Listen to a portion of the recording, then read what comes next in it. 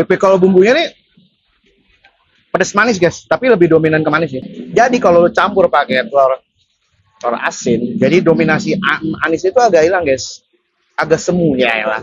Jadi lebih rata rasanya, saling mengisi satu sama lain. Ditambah lagi sama pekan ini kacang tanah ya namanya. Nah ini makin pecah lagi sih. Masih bareng gue James, ajak makan, let's check it out. Makan woi, gue habisin dulu ya. Bye bye.